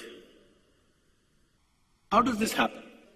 Schoolrooms, enough infrastructure has been built, enough teachers have been produced, and that's why it's happening. There was a time in this land there is enough infrastructure for inner well-being of the human being. Tell me, where is it now? We're building cinema theaters, we're building hospitals, we're building schools. Have we built anything for the inner well-being of the human being? Have we done anything about this? Are the parents doing anything about it? Teachers doing anything about it? No. Only now, small, because economic success is bringing pain to people, now they're looking at it. When I say now they're looking at it, you do not do, it doesn't matter. In your life, if you do not do what you cannot do, that's not an issue. But if you do not do what you can do, you're a tragic life.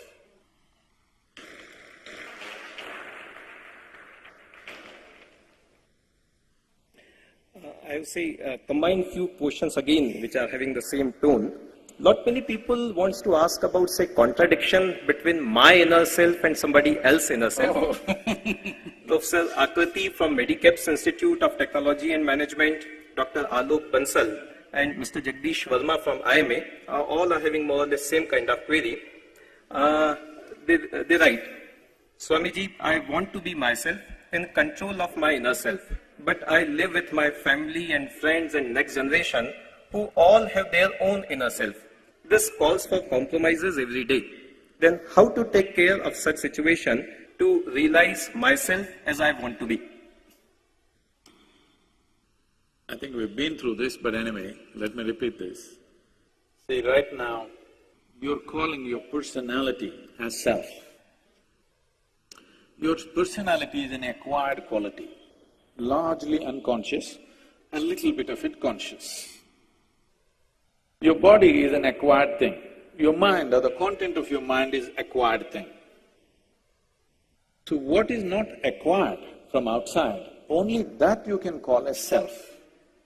In that, there is no such thing as myself and yourself. It's like this, let me give you an analogy. It's like, when you were a child, at least did you blow some soap bubbles? No, you did not. Oh, you should. If you blew soap bubbles, they're all real, isn't it? So there is a bubble. What is the most important aspect of the bubble? The air inside, isn't it? If it goes poop, then there's just a spot of water on the floor or soap water on the floor. But the air, where did it go? You don't find it anywhere. But the most important aspect of the bubble is the air that it contains. Similarly, you made a bubble built out of this, from this planet, you picked up material and built something for yourself.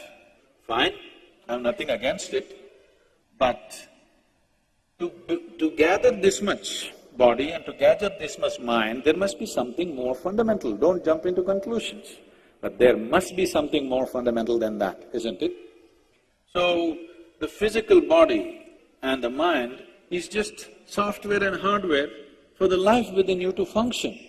You gathered your software and hardware from outside, but the life within is undeniably there. To do a simple process, can you see me, all of you? You close your eyes, can you see me? No. So now, when you're looking at me, are you looking at me or is it your eyes looking at me?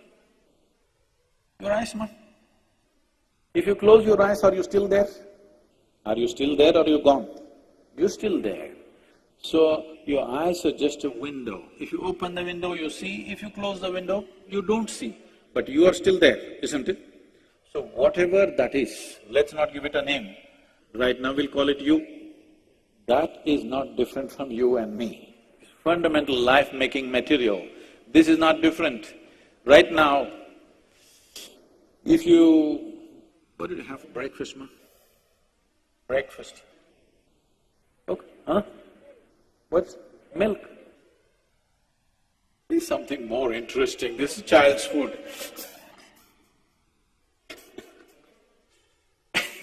Okay, even if you drank milk or you ate a banana, if you eat a banana, this banana goes into you in these 2 hours, it becomes a woman. Yes or no? If a man eats it, it becomes a man. If a cow eats it, it becomes a cow. There is an intelligence within this which can transform a banana into a human being, isn't it so? Yes or no? If I take a banana in my hand and make it into a human being, who would you think I am? Creator himself, isn't it? Nothing less than that. And every one of you have this competence or no? Yes or no? You have it, it's only that it is functioning unconsciously. Such a phenomena. Taking a banana and making a human being out of it, is it a small phenomena? It's a tremendous thing, isn't it? But you're doing it unconsciously. Even if a drop of this intelligence enters your life in a conscious manner, suddenly people around you think you're a superhuman being. So this is all I'm telling you. If you turn inward, this intelligence, this source of creation which can turn a piece of bread into a human being, a banana into a human being, exists within you. If you can bring out even a drop in a conscious way, suddenly your life is magical, never miserable again. So, when we talk about the self, there is no such thing as yourself and myself. Particularly when you're in a teaching faculty, this will happen to you. With all due respect, I'm saying, because you stand on a pulpit and slowly you forget who you are. Myself and yourself are two different things. All these others look like aliens actually, because myself. Teaching is a dangerous profession because you have a captive audience. Understand? They're bound there, which is a very dangerous thing because there is no filters for what you think and what you say. People may make fun of you behind you, but in front of you they'll say okay, because they have to pass the test. It's a very dangerous profession. So don't ever think there is yourself and myself. There is me and you as two different persons. In body we are different, in the content of our mind we are different, in our memories we are different, in our personalities we are different. All this made up by us. But the essential life-making thing which is within us, which we call as the self or me, in essential me, there is no such thing as you and me. Everybody has the same stuff. That is why I'm talking to you. If my stuff was different than you, why the hell will I talk to you? Because anyway it's not possible for you. Yes? If it was not possible for you, why will I waste my breath talking to you? Only because you are also made of the same stuff, unrealized. You must understand, in this country always enlightenment has been described as realization, not an achievement, not an accomplishment, just realization. Realization means something that was already there, you just saw. You didn't invent anything, you did not discover anything, you did not make up anything, you did not achieve anything. You just realized that which is already there. So there is no question of myself and yourself. Thank you. Thank you very much, all of you.